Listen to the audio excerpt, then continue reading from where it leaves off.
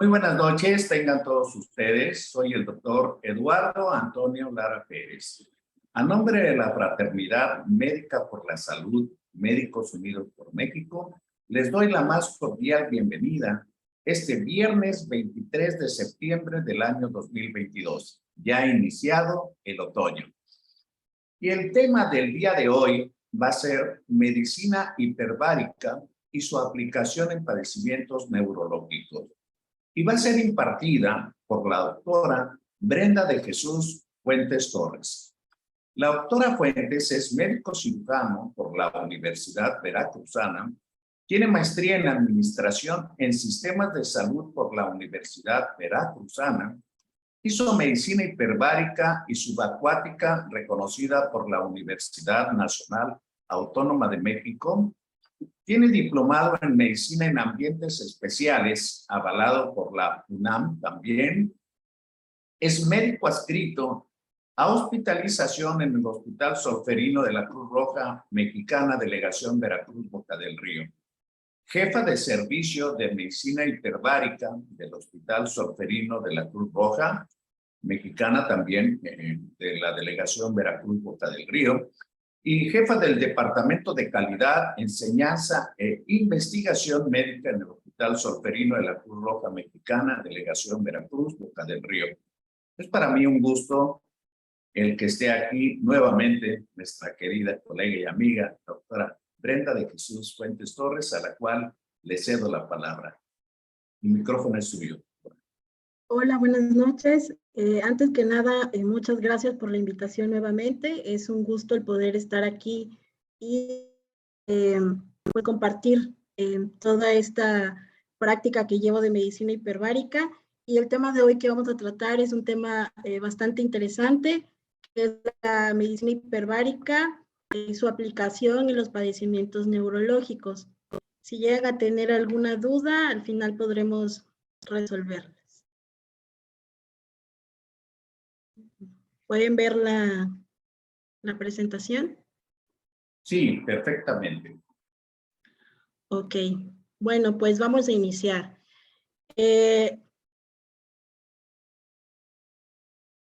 Vamos a revisar los conceptos y definiciones, que son 4 básicamente. El concepto de qué es la medicina hiperbárica.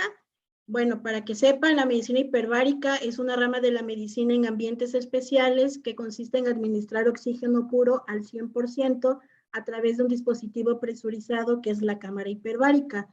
Como nosotros sabemos, nosotros respiramos oxígeno al 21% en el medio ambiente. Para que sea hiperbárico tiene que ser al 100%. Y aquí, por ejemplo, en Veracruz, donde yo me encuentro a nivel del mar, estamos a una atmósfera de presión. Para que sea hiperbárico tiene que ser mayor a 1.4 atmósferas. Entonces, lo que hacemos básicamente es someter al paciente dentro de la cámara hiperbárica a una presión mayor a la atmosférica mientras respira oxígeno al 100%.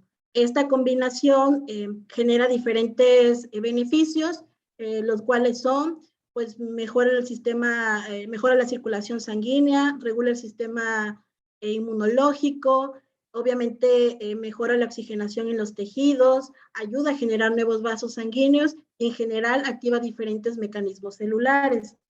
Otro concepto importante es la cámara hiperbárica, que es, pues es un dispositivo médico hermético que está diseñado para soportar presiones mayores a las atmosféricas en su interior. Hay 2 tipos de cámara hiperbárica. Está la cámara monoplaza, que es para un solo paciente, y la cámara hiperbárica multiplaza, que es para más de un paciente. La terapia de oxígeno hiperbárico es el proceso que consta de 3 fases. Es la fase de presurización, de isopresión y de despresurización.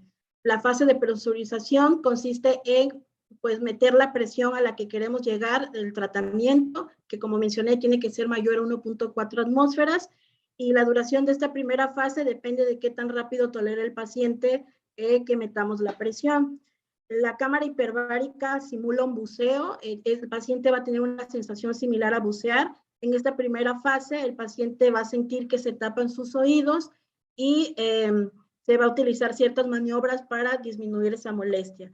La maniobra principal es la maniobra de Valsalva, que consiste en taparse la nariz e inflar los cachetes para que de esta manera mejore la ecualización en el oído. La segunda fase, que es la isopresión, que es cuando le colocamos al paciente, en el caso de una cámara multiplaza, le colocamos la mascarilla en la cual va a estar respirando oxígeno al 100%. Esta fase dura de 60 a 90 minutos, dependiendo el padecimiento que vayamos a tratar. Y la tercera fase, que es la despresurización, que es básicamente sacar la presión que metimos al inicio, y esta puede durar de 10 hasta 15 minutos, un poquito más. Y bueno, existen en algunos artículos, mencionan una cuarta fase, que es la de post-tratamiento, que es ya después de que el paciente sale de la cámara hiperbárica, los efectos que pudiese tener. Y el último concepto que vamos a revisar son las patologías neurológicas. Estas son enfermedades del sistema nervioso central y periférico que se presentan en el cerebro, en la columna vertebral y múltiples nervios que conectan a ambos.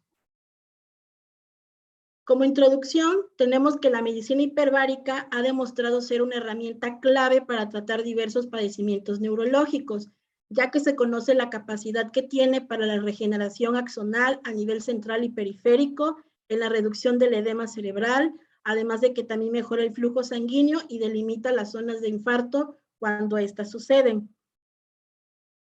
Pero, ¿qué tan frecuentes son las enfermedades o padecimientos neurológicos?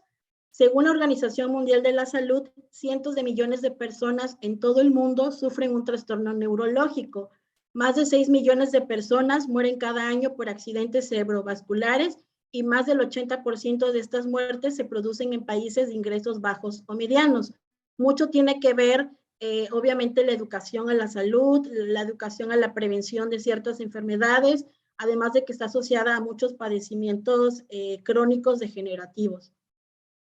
En México, de acuerdo al INEGI en el 2021, las enfermedades cerebrovasculares ocupan el 7º lugar como causa de muerte. En los hombres ocupa el 9º lugar como causa de muerte y en las mujeres el 6º lugar. Conforme ha pasado el tiempo anteriormente, era más frecuente que se presentara en hombres que en mujeres, pero bueno, ha cambiado la dinámica. Seguramente por diversos factores. ¿Y cuáles son estos factores de riesgo para presentar enfermedades neurológicas? En primer lugar, la genética. Hay algunos padecimientos en los que está asociado la herencia. Por ejemplo, la migraña se sabe que se puede transmitir de generación en generación. La edad, la mayoría de los padecimientos neurológicos se presenta en adultos mayores, o sea, en personas mayores de 65 años, aunque también se ha visto una tendencia de que se está presentando en pacientes un poco más jóvenes, 40 años, un poco más. El tabaquismo, el alcoholismo, la drogadicción también pueden provocar daño a nivel cerebral, la obesidad, el sedentarismo y los traumatismos craneales. Sabemos que pacientes, por ejemplo, sufrieron algún accidente, no sé, por ejemplo, en moto y tuvieron traumatismo craneoencefálico, les queda como secuelas algún padecimiento neurológico. Y bueno, yo voy a tratar 4 padecimientos neurológicos que son los más frecuentes y que también a nivel en la práctica de medicina hiperbárica son los que más se pueden encontrar. Y estos son el infarto cerebral, la enfermedad de Parkinson, la enfermedad de Alzheimer y la migraña. Vamos a ir hablando acerca de cada uno de ellos durante la presentación. En primer lugar, el infarto cerebral. Bueno, este se define como una alteración en las neuronas que provoca disminución del flujo sanguíneo en el cerebro, acompañada de alteraciones cerebrales que pueden ser momentáneas o permanentes. Puede ocurrir por una obstrucción ocasionada por grasa o sangre en un vaso sanguíneo. Sabemos que existe el evento vascular cerebral que puede ser isquémico, generado a lo mejor por un ateroma, una placa de ateroma que obstruye el flujo sanguíneo y se genera el infarto, o también porque un vaso sanguíneo se rompe y esto genera un evento vascular hemorrágico. ¿Cuáles son los síntomas del infarto cerebral?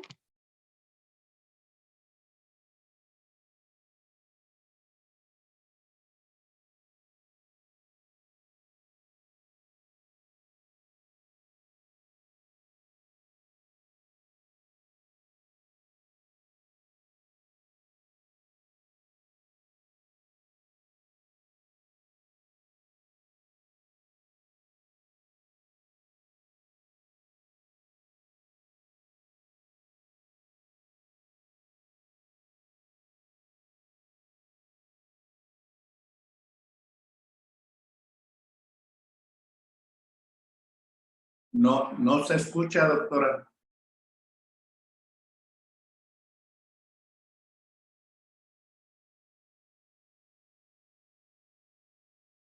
Creo que ha de haber tenido alguna dificultad técnica, como suele suceder en los eventos en vivo, pues posiblemente se quedó sin regla, doctora. Seguramente va a entrar en un momento. Aquí viene ya nuevamente.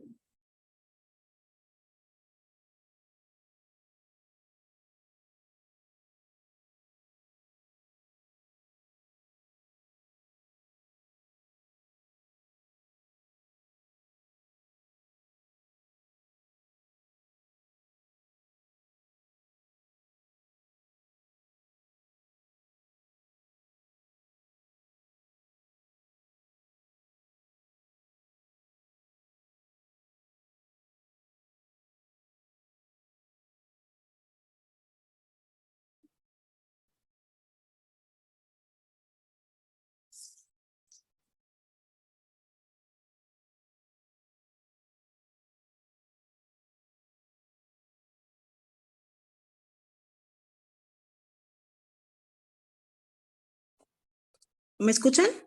Sí, perfectamente. Perdón, es que tuve un accidente con la lab. Sí, nos imaginamos. No sé qué le pasó. ¿Cree usted que pueda dar su plática? Sí.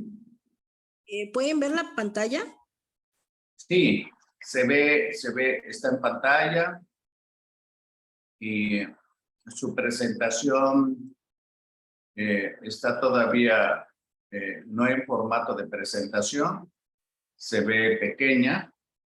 Yo creo que tiene que ponerle, sí, y a lo mejor posiblemente en lugar de tener parado el teléfono, acostarlo. Sí, eso es lo que voy a hacer. ¿Ya? Perfecto, ahí se ve perfectamente la presentación, nada más que no la vemos a usted. Ok.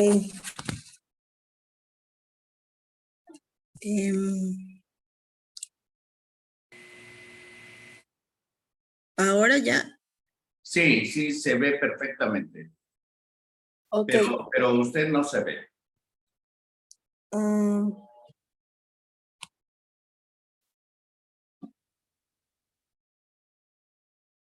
Es que Ahí ya no se sé. ve, ahora sí. Lo que podemos hacer es que si quiere, mándeme la presentación y yo ahí se ve la presentación. Ok, bueno, ¿importa si no me veo o...? Bueno, si gusta, dele así y después al terminar su presentación, usted ya pone la cámara para usted.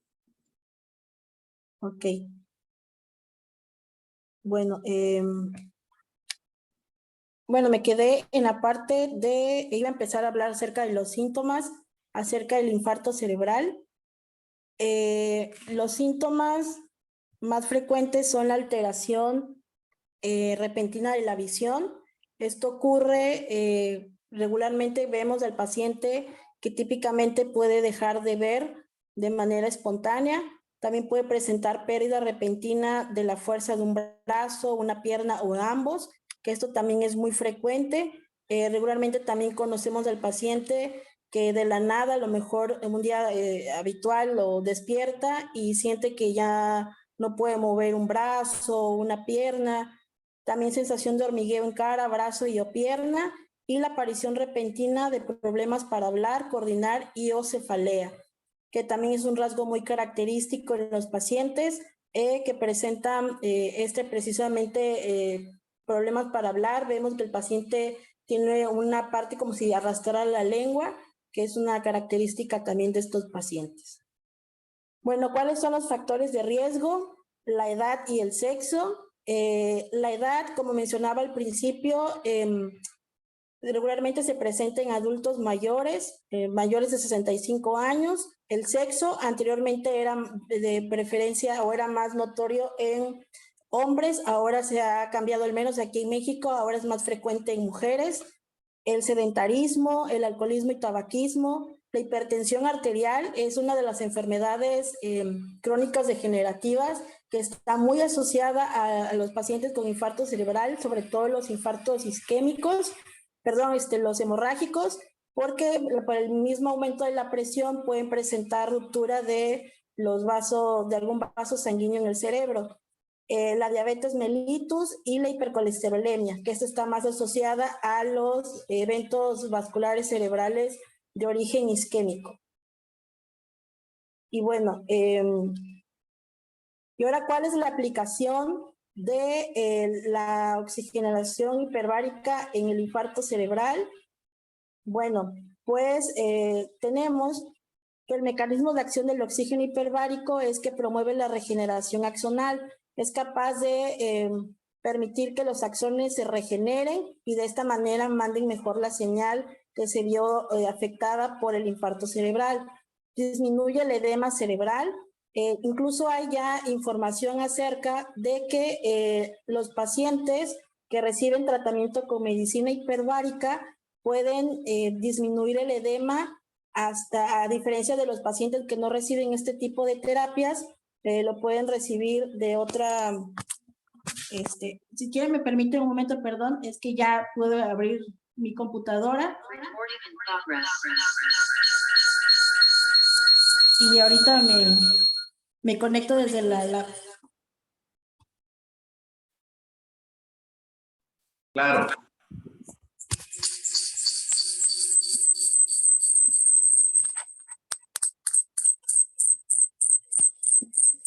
Solo déjenme...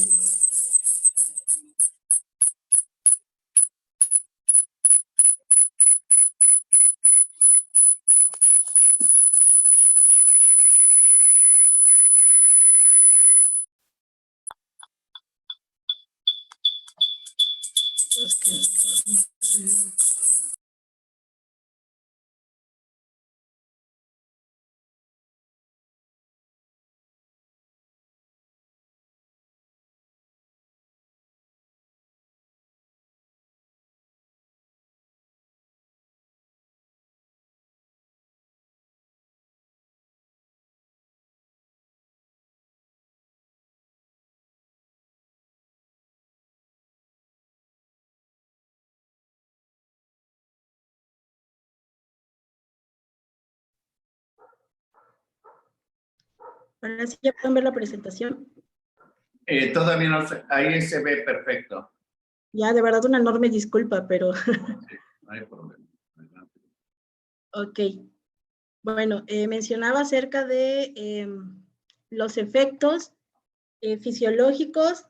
Bueno, el mecanismo de acción, además de que ya mencioné que promueve la regeneración axonal, disminuye el edema cerebral, mantiene la integridad de la barrera hematoencefálica y también mejora la perfusión tisular. En los efectos fisiológicos, el oxígeno hiperbárico genera vasoconstricción inicial, además de que tiene un efecto en los fibroblastos y promueve la neovascularización, así como regula el sistema inmunológico. Todo esto es muy importante, ¿por qué? Porque sabemos que en un infarto cerebral lo primero que ocurre es una isquemia, sobre todo si es derivado por una obstrucción, y al ver esta necrosis, este tejido cerebral muere, es por una falta de aporte de oxígeno y una falta de circulación sanguínea. Conociendo el mecanismo de acción del oxígeno hiperbárico, sabemos que el oxígeno hiperbárico aumenta hasta 20 veces su volumen dentro de la sangre, lo cual permite que pueda llegar hacia las partes más alejadas, como es el cerebro. Además de que va a ayudar a generar nuevos vasos sanguíneos para mejorar la circulación. Es por eso que el oxígeno hiperbárico en los pacientes con infarto cerebral ayuda a disminuir el tamaño de la lesión y evita que se siga progresando. En pacientes que tienen riesgo de presentar infarto cerebral, se recomienda que puedan tener terapias de terapias de oxígeno hiperbárico para prevenir este tipo de lesiones o este tipo de padecimientos, porque va a ayudar a irrigar mejor el cerebro y va a tener un flujo sanguíneo adecuado. Otros efectos bioquímicos que presenta es que reduce la pérdida de los compuestos fosforados de alta energía en la fase primaria de la lesión isquemia-reperfusión. Esto básicamente quiere decir que va a ayudar a que se disminuya la pérdida de aquellas células que aportan ATP, que aportan energía. Cuando hay un infarto cerebral, se pierden estas células y es por eso que el tejido muere. Y lo que hace el oxígeno hiperbárico es evitar la pérdida de las células productoras de energía. Además de que también va a ayudar a modular la producción de citoquinas proinflamatorias que causan respuesta inflamatoria. Cuando hay un evento cerebral vascular, se inicia la cascada de todas las citoquinas que provocan inflamación, y lo que va a hacer el oxígeno hiperbárico es que va a modular o va a evitar que se sigan produciendo y las va a reducir y va a generar el efecto contrario y va a aumentar las citoquinas desinflamatorias o antiinflamatorias. Otra enfermedad que es muy común, una enfermedad neurológica, es la enfermedad de Parkinson, y esta se define como una enfermedad crónica que va evolucionando a través de una serie de fases cuya sintomatología es diversa y compleja, para la que actualmente no hay cura y de la que tampoco se conoce la causa. La enfermedad de Parkinson, sabemos también que está causada por una disminución o por una muerte de las neuronas que generan dopamina.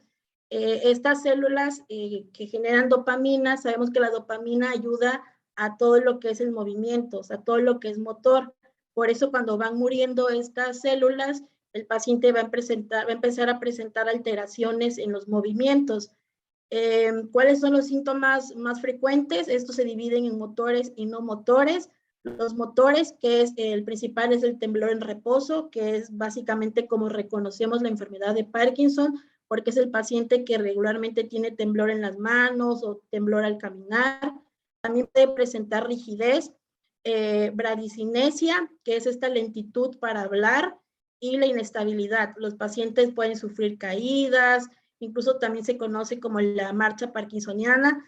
El paciente camina, pareciera que no se puede detener hasta que choca con algún objeto o con algo que lo detenga, es como se para el caminar. También están los síntomas no motores, como la depresión, el insomnio, el estreñimiento y el deterioro cognitivo leve. Y los factores de riesgo que se conocen, pues son genéticos, algunos están asociados a que se puede condicionar por herencia familiar, algunos tóxicos, se puede asociar también a que a lo mejor estuvo en contacto con algunas sustancias nocivas, solventes, etcétera, y ambientales, que estuvo expuesto a alguna sustancia que puede dañar el cerebro.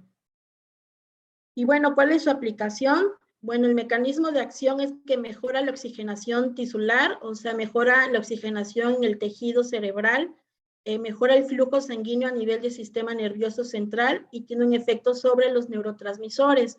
Como mencionaba, en la enfermedad de Parkinson, las neuronas dopaminérgicas son las que se ven afectadas y empieza a haber una muerte celular. Lo que hace el oxígeno hiperbárico es evitar esta muerte celular, además de que esta muerte genera una inflamación también a nivel cerebral, y el oxígeno hiperbárico pues va a empezar a crear o a aumentar las citoquinas antiinflamatorias y va a mejorar el flujo sanguíneo.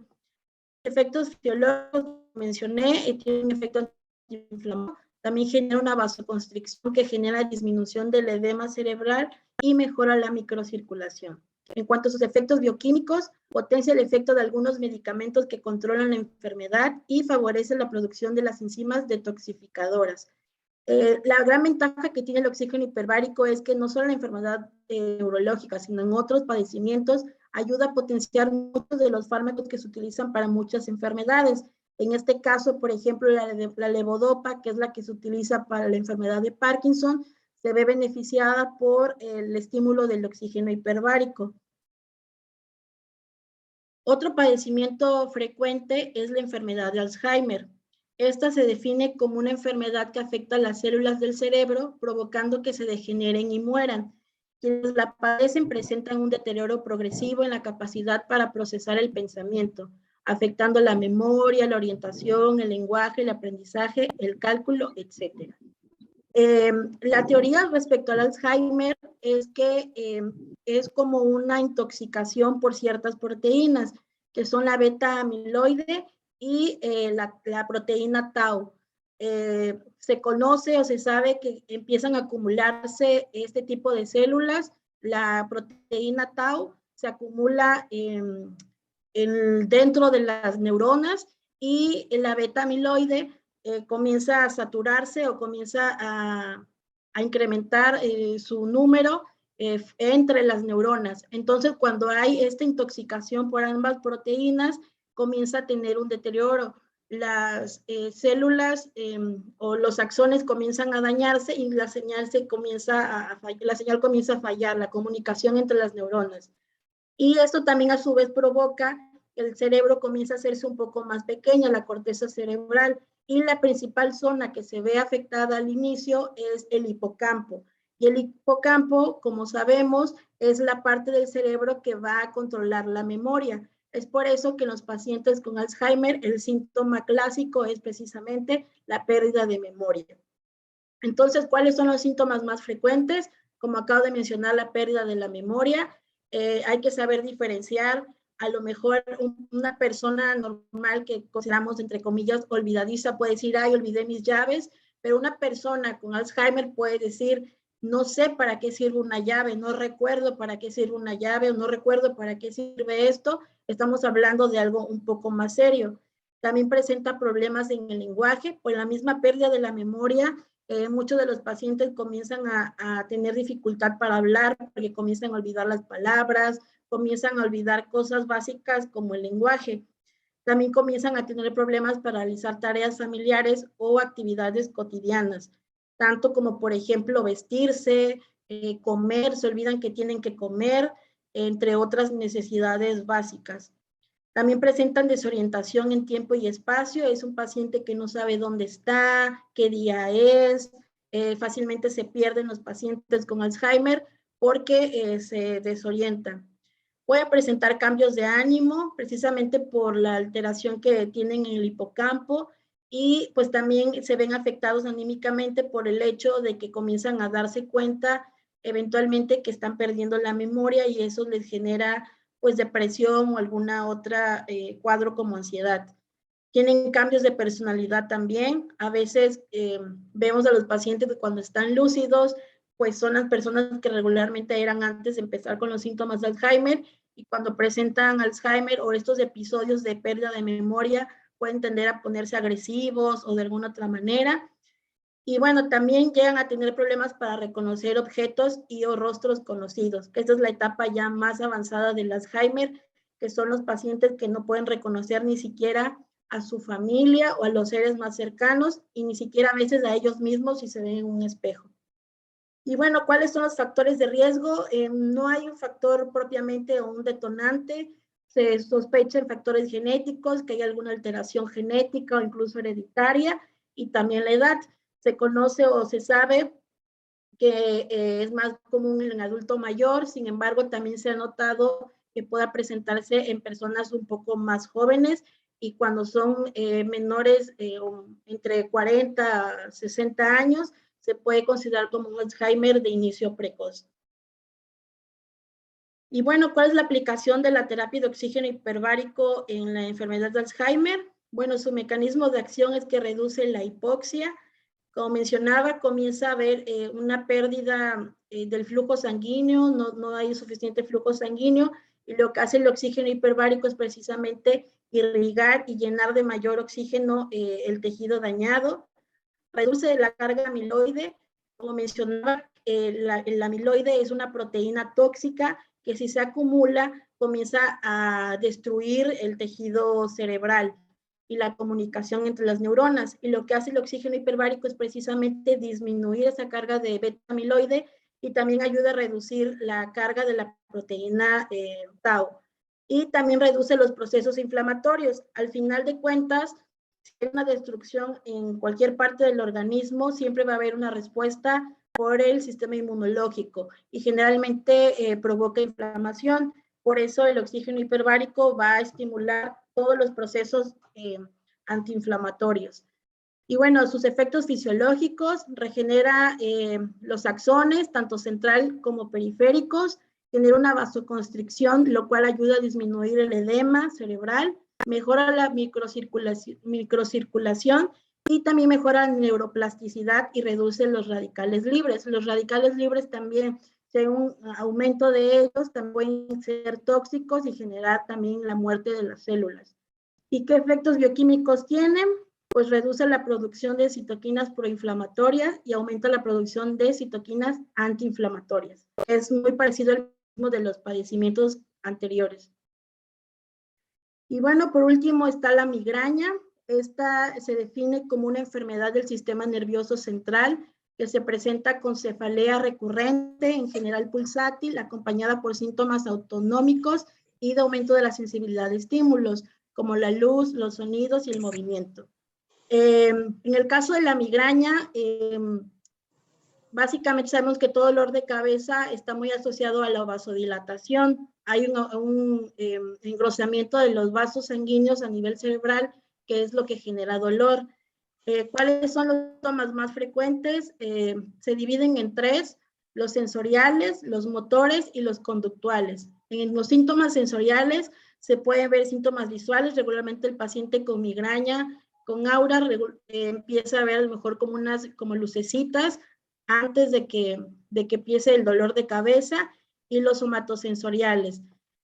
Los motores puede presentar hemiparesia, disartria, afasia o incluso vértigo. Y los conductuales, en algunos casos también un poco más severos, el paciente puede presentar delirio, despersonalización, una sensación de déjà vu o incluso alucinaciones. ¿Cuáles son los factores de riesgo? El genético, en primer lugar, está muy asociado a que la migraña se puede heredar en todas las líneas, ya sea de padres a hijos, de abuelos a nietos, de tíos a sobrinos, etcétera. El sobrepeso también puede generar migraña. Los trastornos del sueño, aquellos pacientes que a lo mejor tienen insomnio, incluso también en temas laborales, pacientes que, por ejemplo, trabajan en la noche o tienen trabajos donde el descanso es muy poco, también pueden desencadenar migraña. Puede haber trastornos hormonales, el estrés también, pacientes que están sometidos a mucho estrés durante tiempos prolongados también pueden iniciar con migraña, y la depresión. Y bueno, ¿cuál es la aplicación de la terapia con oxígeno hiperbárico en la migraña? Pues bueno, el mecanismo de acción es que disminuye la isquemia. Regularmente en los pacientes con migraña hay zonas donde se puede ver disminuido el oxígeno, el aporte de oxígeno, pueden presentar hipoxia, y el oxígeno hiperbárico, como mencioné, pues va a ayudar a erradicar esa hipoxia. Tiene un efecto vasoconstrictor, como mencioné hace un momento. La migraña es básicamente por una vasodilatación, entonces el oxígeno hiperbárico hace el efecto contrario, hace una vasoconstricción y de esta manera disminuye la inflamación y disminuye el edema. Tiene un efecto desinflamatorio y utiliza la barrera encefálica. Regularmente los que entran a la cámara hiperbárica y que están cursando en ese momento con migraña, con dolor de cabeza, cuando salen de la sesión el dolor ha disminuido porque precisamente libera citoquinas antiinflamatorias, disminuye el dolor, y el paciente, si va con regularidad, puede incluso evitar los cuadros recurrentes de migraña hasta sentir que como si se hubiese curado, porque ayuda mucho a mantener oxigenado constantemente el tejido cerebral y a mejorar la circulación sanguínea, generando pequeñas vasoconstricciones. Y bueno, hay otros padecimientos que también vale la pena mencionar, que en lo personal he tratado y que he tenido muy buenos resultados. Una de ellas es la esclerosis lateral amiotrófica. Esta es una enfermedad neurodegenerativa progresiva que afecta a las neuronas motoras del cerebro y de la médula espinal en etapas avanzadas o ocasiona parálisis del paciente. He tenido algunos pacientes con esta enfermedad en etapas un poco más tempranas, no tan avanzadas, que realmente se ha notado una mejoría. He tenido pacientes, por ejemplo, que tenían dificultad para el habla y que iniciaron sus terapias y mejoró el habla. Pacientes que tenían problemas para moverse y que con la terapia han ayudado a mejorar la movilidad, igual la sensibilidad. La esclerosis múltiple Esta es una enfermedad progresiva del sistema nervioso central que afecta a la mielina, provocando la aparición de placas diseminadas que impiden el funcionamiento normal de esas fibras nerviosas. Esto es un poco parecido al tema del Alzheimer. Se genera la mielina cuando se acumula o hay daño en lo que es las fibras nerviosas. Lo que hace el oxígeno hiperbárico es disminuir, reduce que se formen estas placas. Y bueno, también la esclerosis múltiple está muy relacionada a una, como se menciona que incluso es una enfermedad autoinmune, y lo que hace el oxígeno hiperbárico es precisamente regular el sistema inmunológico. Y también como la esclerosis múltiple es muy parecida también a la esclerosis lateral amiotrófica, presentan síntomas muy similares, que es la parálisis, pacientes con dificultad para moverse o tienen disminuida la sensibilidad, problemas para el habla, etcétera. También hemos tenido muy buenos resultados con estos pacientes, que en general con mejora, sobre todo en el habla, es donde más notamos cambios en las primeras sesiones, y en la movilidad. Creo que en general de todos los padecimientos neurológicos, el síntoma que nosotros notamos un cambio con mayor rapidez es precisamente el tema de la movilidad. Hemos tenido pacientes, por ejemplo, con infarto cerebral, que llegaron en bastón, con hemiparesia o hemiplegia en alguna, ya sea derecha o izquierda, y que a la tercera sesión dejan el bastón, comienzan a caminar, y cuando terminan su ciclo completo, son pacientes que parecieran que no tuvieron ningún evento vascular cerebral. Entonces hemos tenido muy buenos resultados. Y otro padecimiento que es como el más reciente son las secuelas post-COVID, que son aquellos síntomas neurológicos que se presentan posterior a contraer la infección por COVID. Los síntomas son variados, desde cefalea hasta parestesia. Sobre todo lo hemos notado de pacientes que estuvieron intubados o que tuvieron mucha restricción de oxígeno. Obviamente se vio afectado a nivel cerebral. También hemos tratado diversos pacientes, en lo personal, pacientes con secuelas neurológicas, y los resultados han sido casi inmediatos en cuanto a la mejoría. Y mencionar las secuelas respiratorias en post-COVID también es un excelente tratamiento para ellos. Entonces, en general, este tipo de terapia con oxígeno hiperbárico ayuda mucho a los padecimientos neurológicos porque ayuda a disminuir los síntomas y en algunos incluso hasta desaparecerlos. Y bueno, ¿cómo es el tratamiento con oxígeno hiperbárico? Pues hay que tomar en cuenta 3 aspectos. En primer lugar, el protocolo, el inicio del tratamiento. Hay que saber cuándo iniciarlo, dependiendo del momento en que se encuentre el paciente. También debemos de elegir la presión a alcanzar. No todos los pacientes van en la misma atmósfera. De hecho, hay estudios que mencionan que en el caso del evento cerebral vascular, tiene una mejor respuesta si se somete a presiones menores de 2 atmósferas. Estamos hablando que sería mayor a 1.4, entre 1.4 y 2 atmósferas. En los demás padecimientos nos ha funcionado 2 atmósferas, que es nuestro estándar. También la duración del tratamiento. Dependiendo del padecimiento, determinamos si es durante 60 o 90 minutos de terapia, y también cuántas sesiones va a recibir el paciente en total. En general, el protocolo que podemos iniciar es de 10 sesiones. Ya en la 10ª sesión valoramos cómo ha sido la evolución del paciente, que realmente diariamente vamos viendo los cambios que presenta el paciente y vamos determinando cuántas sesiones más ameritará. La aplicación del oxígeno hiperbárico es muy importante, identificar al paciente adecuado en el momento correcto. Muchas veces, y nos ha tocado pacientes con evento vascular cerebral, sobre todo, si hubiesen entrado casi inmediatamente de haber presentado el evento, la mejoría hubiera sido mucho más rápida, más notoria y con menos secuelas. Pero desafortunadamente todavía hay una falta de cultura en el mismo gremio sobre la importancia del oxígeno hiperbárico en este tipo de padecimientos. De verdad, hay cambios muy notorios que vale la pena, y creo que de cierta manera se le restringe ese derecho al paciente de probar otro tratamiento independientemente del tradicional que se lleva con el neurólogo o con algún otro especialista. Y bueno, valorar también el costo-beneficio. ¿Vale la pena invertir en este tipo de terapias? Por supuesto que sí vale la pena. Todo paciente que entra a cámara hiperbárica siempre va a salir con un beneficio. Hasta ahorita, afortunadamente, no hemos tenido la experiencia de tener un solo paciente que haya salido o haya terminado su ciclo de sesiones y nos haya dicho, ¿saben qué? Yo no noté ningún beneficio, no me fue bien en nada. Al contrario, todos se van contentos porque incluso se van con beneficios extra del motivo por el cual ingresaron a la cámara hiperbárica. Entonces sí es una terapia que vale la pena, pero siempre es muy importante que sepamos elegir al paciente, porque no todo paciente es candidato y en eso radica pues la importancia de que sea valorado previamente por un experto en medicina hiperbárica que tenga la ética y el conocimiento para saber cuándo, cómo y a quién es aplicable el tratamiento con oxígeno hiperbárico. Y bueno, aquí solo puse esta pequeña evidencia. No mencioné este padecimiento, pero es una paciente que tuvo una parálisis facial.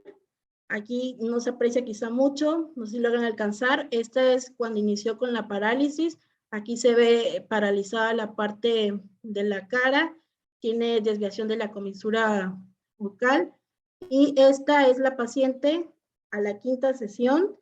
Como pueden notar, la comisura está casi normal y ya no se nota esa rigidez en la mitad de la cara. Entonces, esto fue con la quinta sesión. Realmente no puse más evidencia de otros pacientes. Los síntomas neurológicos, sí falta más a lo mejor grabar videos para notar el cambio radical que tienen los pacientes, pero en general sí hemos tenido pacientes, por ejemplo, con parálisis, que también es una enfermedad muy frecuente, que se ha notado un beneficio. Y bueno, en conclusión, pacientes con una patología neurológica es una excelente alternativa para prevenir o disminuir los síntomas de las mismas. Sabemos que dentro de sus principales efectos fisiológicos se encuentran los siguientes. Es que mejora la circulación sanguínea en el cerebro, reduce el edema cerebral y tiene un efecto antiinflamatorio. Es por ello que los resultados son efectivos y mejoran la calidad de vida de los pacientes. De verdad, la terapia con oxígeno hiperbárico es una excelente opción para aquellos pacientes con enfermedades neurológicas. Les sorprendería saber cómo reducen los síntomas e incluso desaparecen, muchos de estos síntomas y el paciente logra recuperarse en corto tiempo. Quizá, posiblemente de manera tradicional se pudo haber recuperado, pero le llevaría más tiempo. La ventaja de este tipo de terapias es que nos ayudan a cortar el tiempo de recuperación de la lesión o del padecimiento.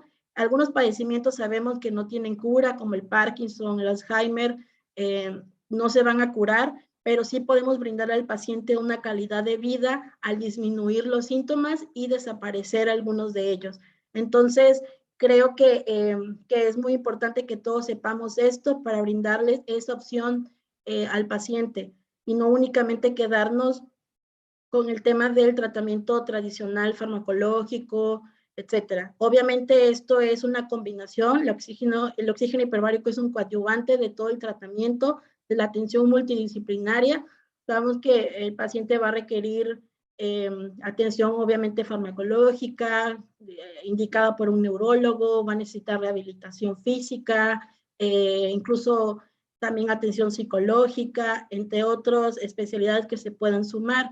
No hay que hacer a un lado la terapia con oxígeno hiperbárico, la medicina hiperbárica perfectamente puede participar con todo este equipo multidisciplinario para brindarle una mejor resolución al problema del paciente con algún padecimiento neurológico. Y bueno, esto sería todo de mi presentación. Les agradezco mucho la atención. También les agradezco mucho la paciencia por los pequeños percances que tuve con mi presentación. Espero les haya quedado claro algunas cosas o la mayoría de cómo interactúa el oxígeno hiperbárico en los padecimientos neurológicos.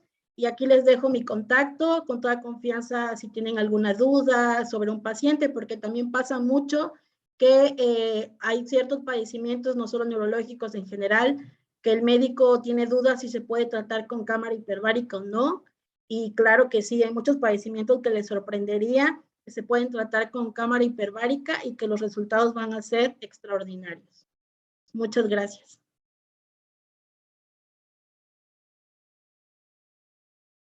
Muchas gracias, doctora Fuentes. Si nos hace favor de dejar de compartir su pantalla. Bueno, mientras aprovecho para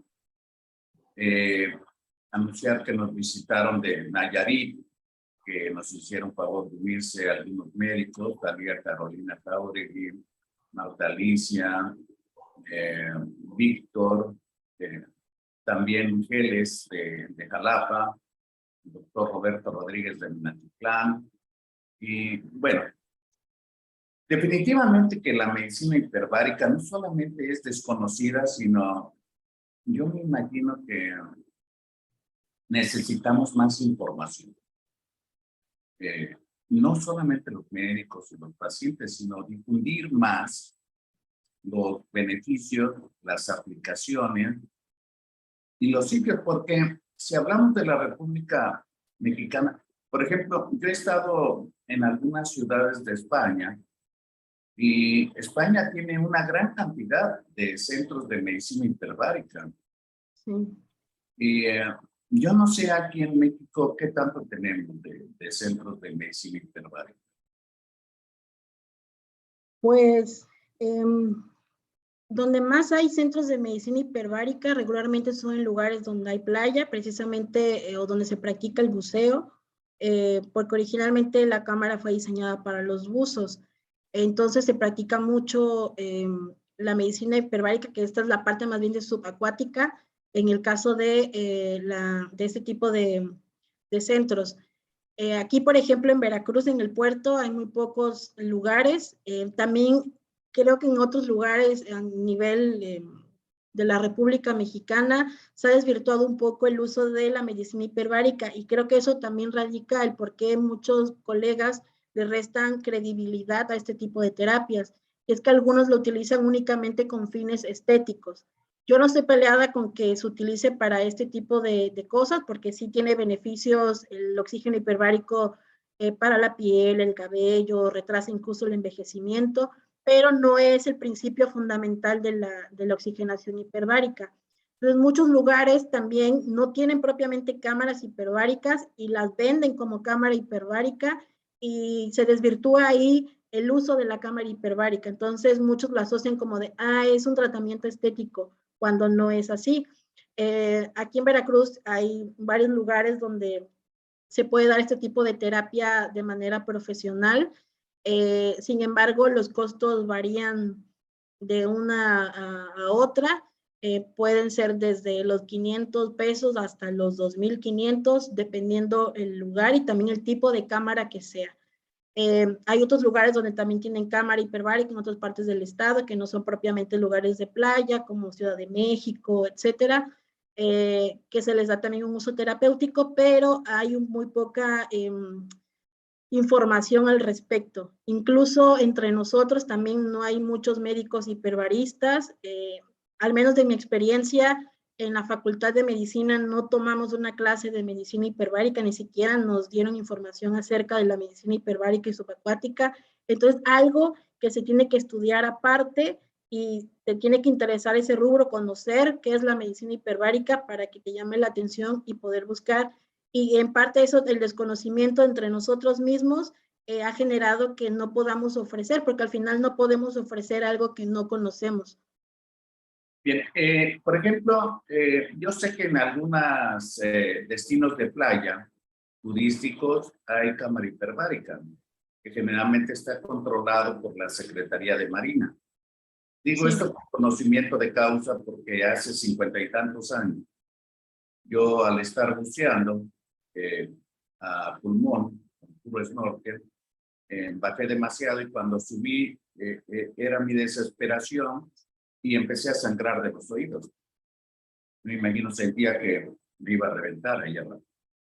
Y me metieron por 2 horas a una cama hiperbárica en la que me tenía que entrar acostado, una cámara personal. Sí. Después de eso, efectivamente, me sentí bien y la explicación que me dieron era que me había descomprimido muy rápidamente.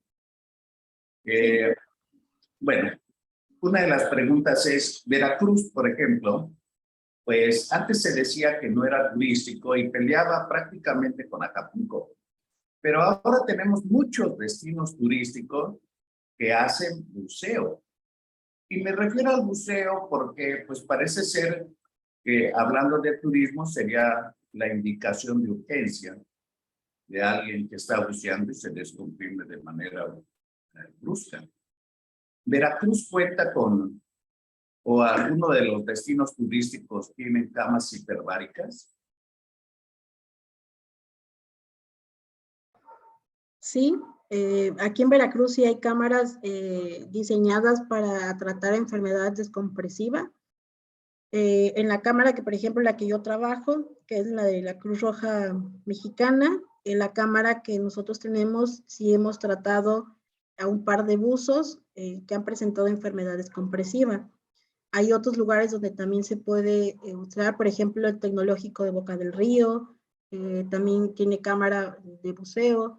El Hospital Naval también tiene cámara, aunque esa cámara es únicamente para derechohabientes, pero tengo entendido que se han atendido urgencias, porque al final la enfermedad descompresiva es una urgencia y es derivado precisamente por una, que es la enfermedad descompresiva, que es básicamente que se forman burbujitas de nitrógeno por el ascenso rápido, y esas burbujitas pueden viajar a diferentes partes del cuerpo. Se pueden quedar en articulaciones, que es como la parte más leve de la enfermedad, hasta irse a zonas más importantes como médula, a nivel cerebral, y ya estamos hablando de enfermedad compresiva grave, que sí compromete la función o la vida del paciente. Y el único tratamiento es la cámara hiperbárica, porque como mencionaba al principio de la presentación, la cámara hiperbárica simula un buceo. Entonces lo que hacemos es someter al paciente a una presión como si estuviera metiéndose a una profundidad en el mar. Es por eso que el único tratamiento para tratar este tipo de enfermedad descompresiva es la cámara hiperbárica. Y es se rige bajo la ley de Boyle, que es entre mayor presión sometamos a un gas, va a disminuir el volumen de este. Y la burbuja de nitrógeno es un gas, entonces va a disminuir su volumen cuanto más presión le metamos. Y es por eso que el paciente mejora con la cámara hiperbárica. Y que precisamente esa es la causa de muerte de las profundidades, la nitrogenización de la sangre. Sí, es Además correcto. es una muerte muy sabrosa porque no se siente nada. Nada más se duerme y ya no le duele nada. Bueno, otra de las dudas que tengo yo de manera personal es porque ya explicó usted acerca de la presión, las atmósferas de presión y la diferencia con respecto al aire que respiramos, que solo tiene el 21% de oxígeno.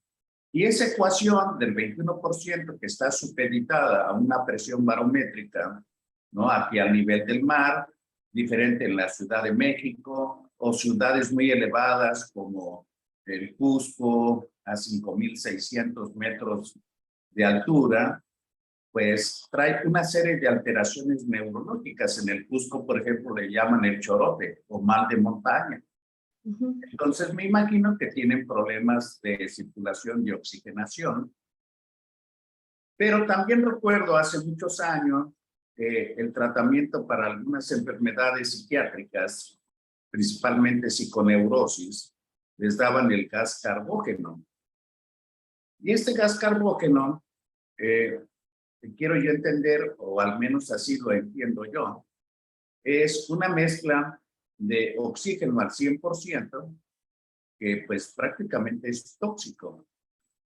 No sé si, porque caen en un estado la gente, o al menos estas personas que le ponían un gas carbógeno y se desmayaban propiamente. No estoy muy seguro si el gas carbógeno era solamente oxígeno al 100% o tenía dos moléculas de, ¿cómo se llama? Algo pasaba así, no lo recuerdo. ¿Usted podría aclararme eso? En el caso, pues no creo que haya sido al 100% porque cuando el oxígeno es hiperbárico, que está al 100%, se puede, no se satura en sangre como por ejemplo ocurriría con otros gases como el monóxido de carbono, por ejemplo, que si se satura en sangre pues genera síntomas neurológicos o de otro tipo. El oxígeno hiperbárico lo que tiene es que se rige por dos principios, el volumétrico, que fue el que expliqué, que es cuando hay mayor presión disminuye el volumen del gas, y por un principio solumétrico, que es cuando también hay aumento de la presión, el gas es más soluble en sangre, en este caso en el plasma. Es por eso que no se puede acumular y generar síntomas como tal. Aquí está muy relacionado más bien con el tiempo de exposición que tendría un paciente con el oxígeno y también a qué profundidad meteríamos a un paciente. Nosotros regularmente sabemos que si un paciente entra a 3 atmósferas o un poco más, el riesgo de intoxicación por oxígeno es alto. Por eso manejamos pues ciertos parámetros. Regularmente en lo personal mi estándar es de 2 atmósferas, 1.8, de 1.8 a 2.5 es como mi estándar, porque arriba de 3 ya se considera una alta probabilidad de toxicidad. Pero así tiene mucho que ver, como mencionaba, la exposición, el tiempo de exposición y la profundidad a la que vamos a someter al paciente con el oxígeno hiperbárico. Nada más para recalcar de la gente que va a ver este video y que nos está viendo en vivo, una atmósfera de presión más o menos, si nos metemos al mar, equivale más o menos, o en una alberca, equivale a unos 3 metros, ¿estoy en lo correcto? Una atmósfera. Sí. Son como 5 metros, porque 2 atmósferas son 10 metros y son 33 pies. Entonces son 5 metros una atmósfera. Quiere decir que una alberca olímpica o una alberca de clavados tiene alrededor de una atmósfera de presión. Sí, aproximadamente tendría que verse porque las atmósferas absolutas se basan en eso, tiene mucho que ver con la relación de la presión del aire con la presión del agua, y ahí es como se calcula. Muy bien, me han corregido aquí el doctor Víctor, muchas gracias. Cada 33 pies, o sea, 10 metros es una... Bueno, lo que sucede es que hay un museo turístico de recreación que es hasta 30 metros. O sea, 30 metros es una profundidad bastante considerable y estamos hablando de 3 atmósferas de presión. No sé si necesiten una mezcla de gases, la gente que hace inmersiones a esa profundidad, o solamente sean cuestiones momentáneas y tengan que subir a la superficie. Y debe de haber una relación de la velocidad a 30 metros para subir sin que cause una alteración. Sí, eso ya son como las reglas del buceo, sobre todo, que tienen un margen para saber hasta qué nivel pueden soportar. Aquí mencionan que después de 50 metros se utiliza el helio-oxígeno, pero en el caso de ahí sí difiere un poco porque 2 atmósferas absolutas son 33 pies y son 10 metros. Una atmósfera no equivale a 33 pies y 10 metros. Bien, otra de las cosas es que cuando uno vuela, que a la gente se le tapan los oídos y le piden que mastique chicle. Y entonces las cabinas ahora modernas pues son presurizadas. O sea, esto quiere decir que conforme vamos subiendo, ¿no? Van equilibrando la presión dentro de la cabina. ¿Estoy en lo correcto?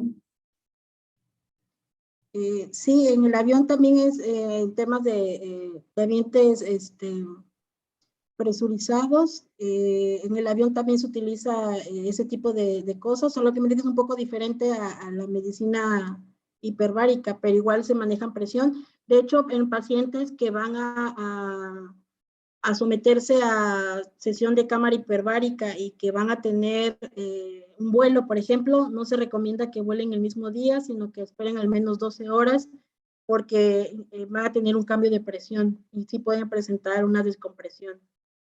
Una de las causas que han tenido los pilotos de aviones supersónicos de guerra, cuando hacen elevaciones directas en línea recta y lo hacen caídas, que hay una gran descompresión y algunos de ellos se desmayan.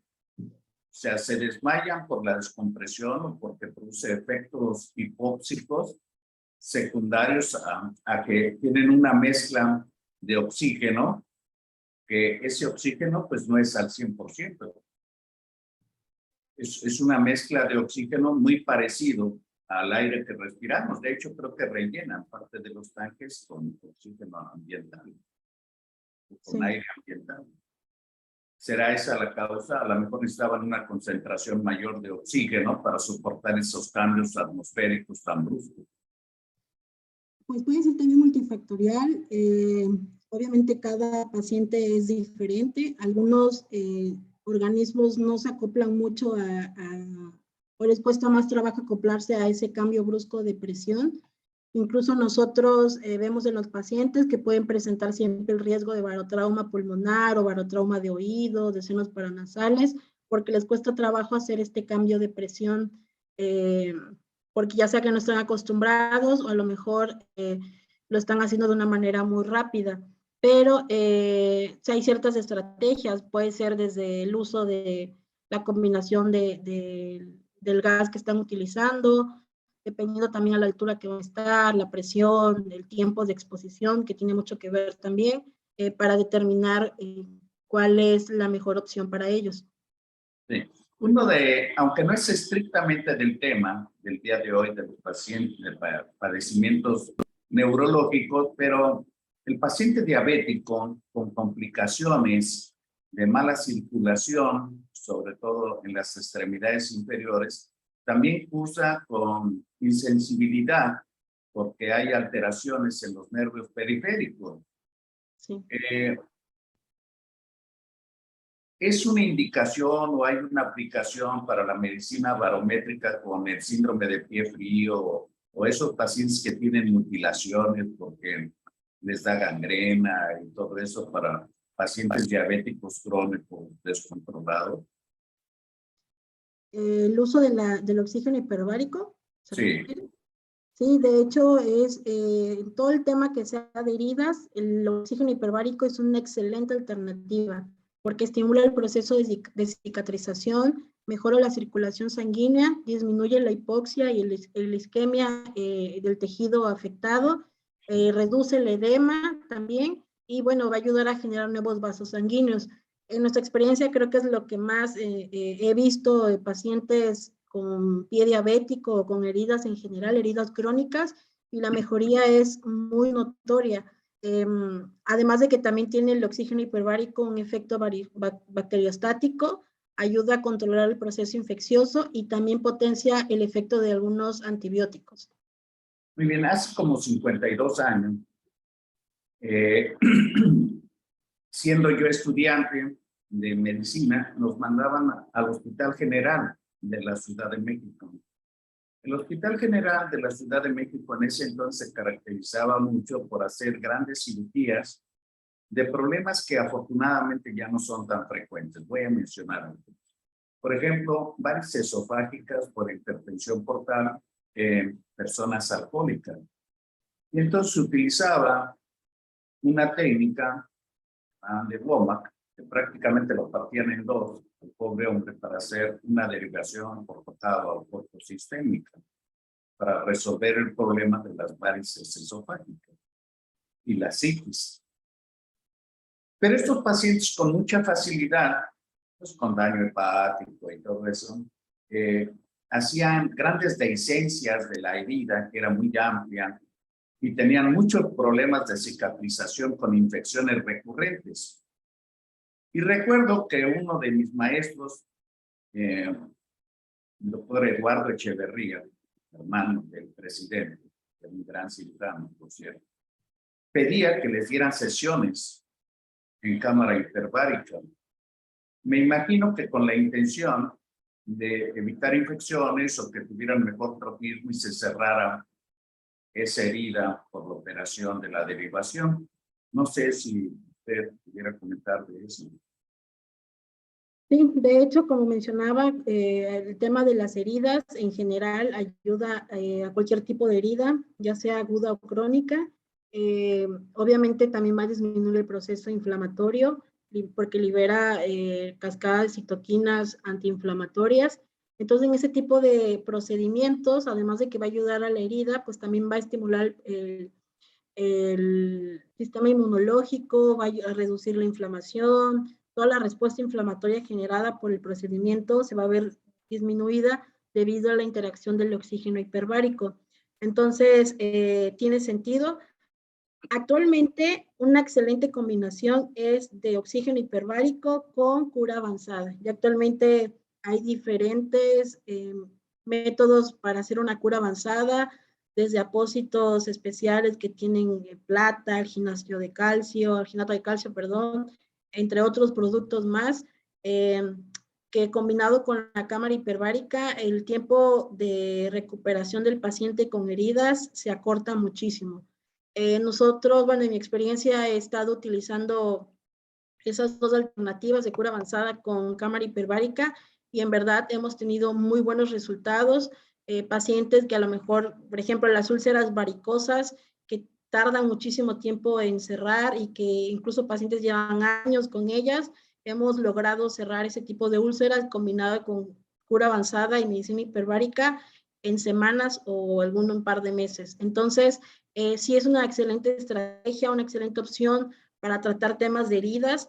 De verdad creo que actualmente el médico que no tenga en mente la medicina hiperbárica como un tratamiento coadyuvante para tratar una herida, para el cierre de una herida, de verdad necesita revisar el tema, necesita conocer esta ciencia y al final esto es el motivo por el cual estamos aquí haciendo esta presentación para que todos podamos conocer un poco más acerca de la medicina hiperbárica, sus aplicaciones, que son variadas. Casi en cada una de las especialidades se puede aplicar la medicina hiperbárica en diferentes padecimientos. Muy amable, muchas gracias. La doctora Talia Carolina Jauregui Ortiz nos hace una pregunta de la cual soy un ignorante, no tengo ninguna experiencia. Dice, ¿con qué frecuencia, cuál es la presión indicada para manejar a un paciente con esclerosis múltiple? Pues regularmente la presión estándar que manejamos es de 2 atas, que son 2 atmósferas absolutas. Y el tiempo que vemos tiene mucho que ver si el paciente está muy sintomático en el momento que llega con nosotros a valoración. Si está muy sintomático, si tiene dolor o tiene alguna cuestión que en ese momento esté en agudo, podemos darle hasta 90 minutos de sesión, o sea, de respirando el oxígeno al 100%, y nos podemos ir a 2.2, 2.5 atmósferas. Si es un paciente que no está presentando un cuadro agudo, pero quiere mejorar los síntomas, disminuirlos, podemos darle un protocolo de 2 atmósferas, de 2 atas a 60 minutos. Y con eso el paciente genera mucha pues mejoría en los síntomas. Y tiene que ver también el número de sesiones, dependiendo también del padecimiento, en este caso de la esclerosis. Si no está en el agudo, le podemos dar un protocolo de 10 sesiones. Si está en el agudo, le podemos dar 20 sesiones o más, dependiendo. Y ya de ahí vamos haciendo como pequeños pulsos de cada mes o cada 2 meses, le vamos dando protocolos de 10 sesiones para seguir manteniendo pues esta estabilidad con el oxígeno hiperbárico. Hace una pregunta el académico doctor Roberto Rodríguez García. ¿Cuáles son los costos del tratamiento de medicina hiperbárica? Yo me imagino que depende del padecimiento, la persona y el lugar donde le van a dar las sesiones. No sé, doctora, usted conteste. Básicamente depende efectivamente del lugar donde le den la sesión de cámara hiperbárica. También el tipo de cámara hiperbárica que tengan. ¿Por qué? Están, como le expliqué al principio de la presentación, los dos tipos de cámara, la cámara monoplaza y la multiplaza. La monoplaza es para un solo paciente y esas regularmente presurizan con oxígeno puro. Es por eso que el costo se puede elevar y la sesión, pues sí, deben de cobrarle un poco más para ajustar, ¿no? Para que dé lo de los insumos, más aparte de la atención del personal, etcétera. En cambio, las cámaras múltiples presurizan con aire comprimido, entonces el costo disminuye un poco, además de que como entran varias personas, pues ahí se puede acoplar un poco. Depende también del lugar, hay médicos, como mencionaba, hay sesiones que van desde los 500 pesos por sesión hasta 2,500 por sesión, o sea, depende mucho el lugar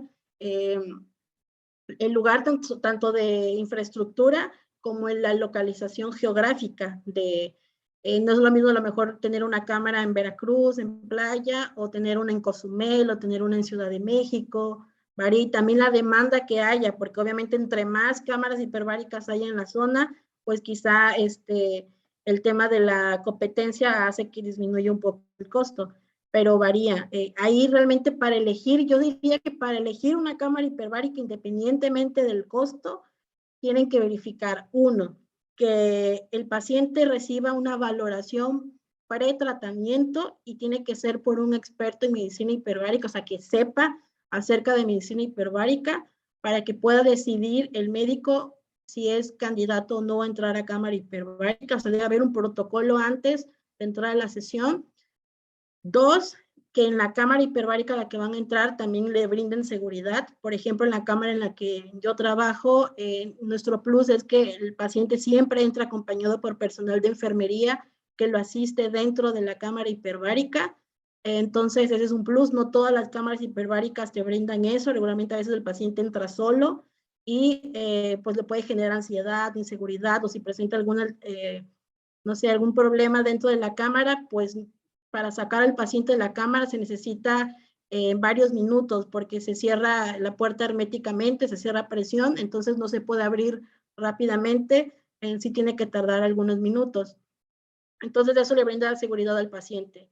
Y yo creo que tercera, pues sería el costo, ¿no? Valorar el costo-beneficio, porque también puedes encontrar una cámara que sea muy barata, pero a lo mejor ni siquiera es una cámara hiperbárica, porque también te venden cámaras hiperbáricas de que, solo se coloca en el brazo, o solo se coloca en la pierna, o es como una bolsa. Esas no son cámaras hiperbáricas, porque no alcanzan la presión mayor a 1.4 atmósferas que requiere el organismo para recibir un tratamiento que le genere un beneficio al paciente. Entonces, yo creo que son esos tres aspectos que debe de valorar el paciente para recibir la terapia y no solo en la cuestión económica. Muchas gracias, doctor. Me voy a permitir contestarle en dinero al doctor Rodríguez. Si una sesión estándar, si una indicación estándar son 10 sesiones, ya que en pesos son 5,000 y con un máximo tope de 25,000 pesos, de 2,500. Muy bien.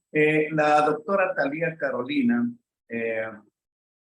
pregunta, en padecimientos autoinmunes como alergias severas, ¿es conveniente el tratamiento con cámara hiperbárica?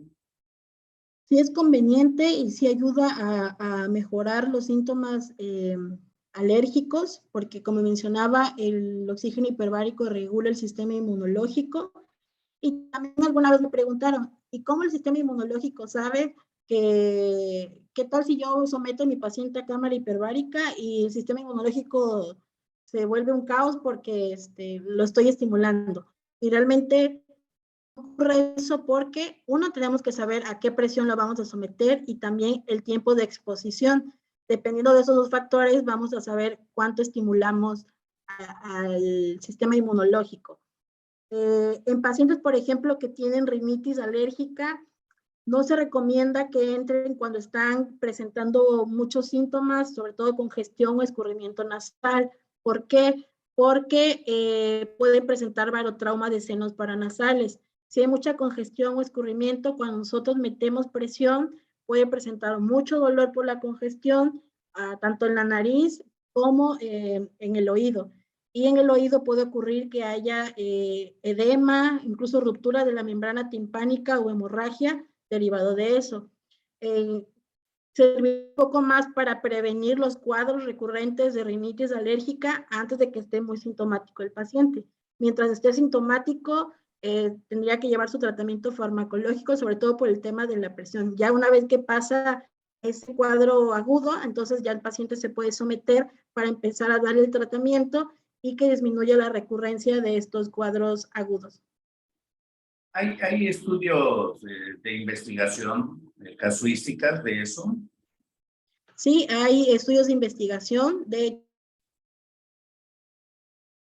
hecho, actualmente la Sociedad de Medicina Hiperbárica y Subacuática, que se encuentra en Estados Unidos, tiene 14 padecimientos en los cuales ya está demostrado que el oxígeno hiperbárico funciona, o sea, ya están aceptados. Sin embargo, también está el Comité Europeo, que tiene mucho más padecimientos. Y también hay otros artículos de otros padecimientos que a lo mejor no aparecen en esos 14 o en los del Comité Europeo, pero que la práctica te va diciendo que sí funciona.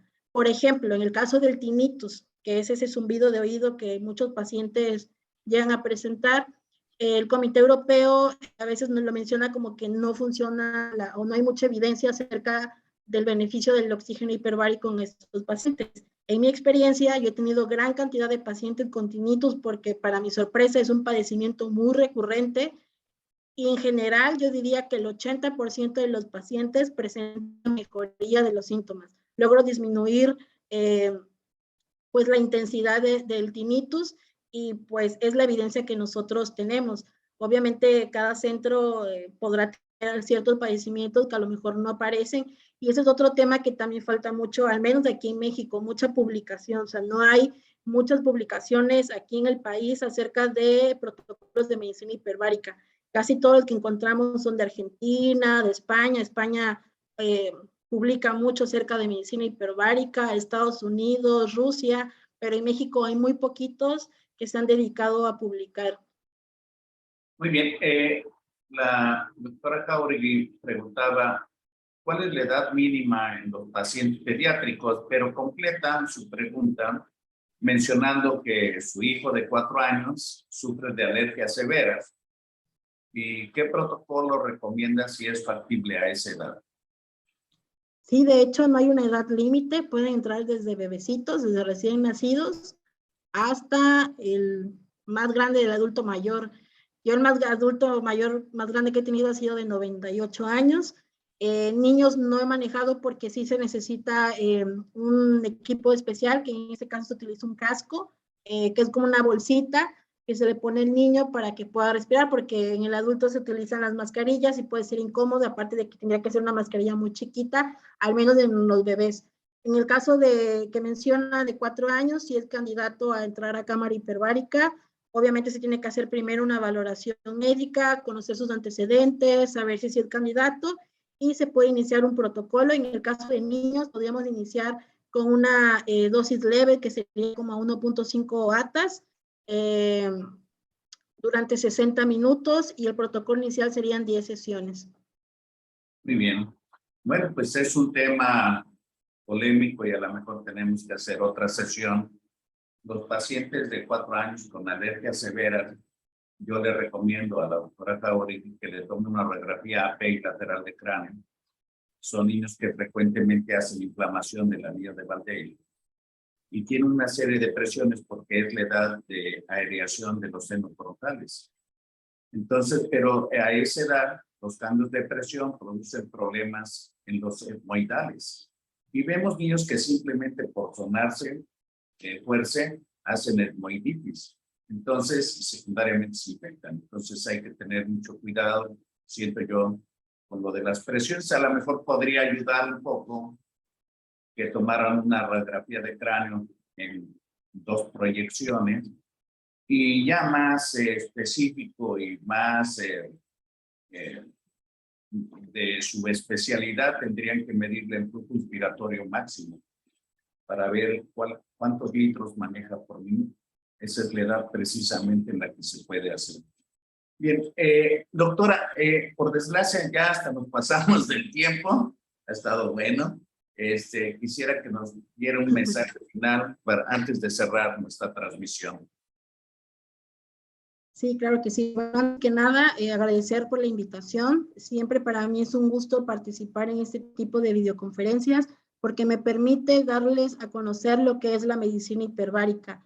Yo les invito a todos ustedes que transmitan la información a sus colegas y también a sus pacientes, que les brinden esta alternativa de tratamiento, recordando que la medicina hiperbárica es una rama de la medicina que sí tiene un fundamento científico, no es una terapia que no esté reconocida, al menos de aquí en México a lo mejor no tiene la fuerza o el impacto que tiene en otros países, pero eso no significa que no sea una especialidad que realmente funcione. En mi experiencia, desde el hospital donde trabajo, hemos tenido muchos casos de éxito de diferentes padecimientos y nuevamente les invito a que si tienen algún caso o algún paciente o alguna enfermedad que quisieran preguntarse si realmente funciona el oxígeno hiperbárico, si es un paciente candidato a este tipo de terapias, con toda confianza pueden acercarse a mí, pueden mandarme un mensaje, un correo, etcétera, ya sea a través del doctor Eduardo, que les pase mi contacto, para que con toda confianza puedan aclarar las dudas. Yo estoy para servirles, para seguir informando a la gente, a la población, a los colegas del gremio, lo que es la medicina hiperbárica. Entonces, gracias nuevamente por la invitación y nuevamente una disculpa por los imprevistos del comienzo, pero bueno, creo que el resultado fue bueno. Al final creo que logramos el objetivo de aclarar algunas dudas que tenían respecto a este tipo de padecimientos. Así que muchas gracias por la invitación. Muchas gracias, doctora Brenda de Jesús Fuentes. Yo quiero concluir que siempre es agradable intercambiar información porque no hay otra manera de alimentarse una vida con el conocimiento de uno mismo. Va a pasar toda la vida sin aprender en realidad. El compartir información es muy importante. Yo creo que tienen mucha experiencia aquí en el Hospital Solferino de la Cruz Roja en Veracruz. Tal vez ahora lo que haga falta es todos esos datos y pacientes que tienen, publicar experiencias, porque creo que muchos médicos, como a mí, nos hace falta leer sobre medicina hiperbárica. Según me he enterado, España es uno de los países en Europa que más ha publicado sobre medicina hiperbárica. Parece ser que están muy fuertes por allá, sobre todo en el norte de España. Y creo que aquí necesitamos no solamente difundir, sino difundir experiencias nacionales, locales, donde hay una cámara hiperbárica. Bueno, pues es una buena oportunidad de ir mostrando la experiencia que vamos acumulando y compartirla con la gente. Sirve de promoción, de difusión, de conocimiento, de aprendizaje. Y le damos también a los pacientes la oportunidad de recibir una alternativa más para la solución de sus problemas. Yo le quiero agradecer a nombre de la Fraternidad Médica por la Salud, Médicos Unidos por México, a la doctora Brenda de Jesús Fuentes Torres, su participación, excelente. Y les agradezco a todos ustedes que nos hicieron el favor de entrar aquí a nuestra reunión de manera presencial o en vivo. Lo de la disculpa de los problemas logísticos es exactamente lo que sucede cuando se hace en vivo. Sí. Y este video va a estar visible de manera pública en nuestro canal de YouTube de Médicos Unidos por México. Así es que muchas gracias, que tengan una excelente noche y hasta pronto. Hasta luego.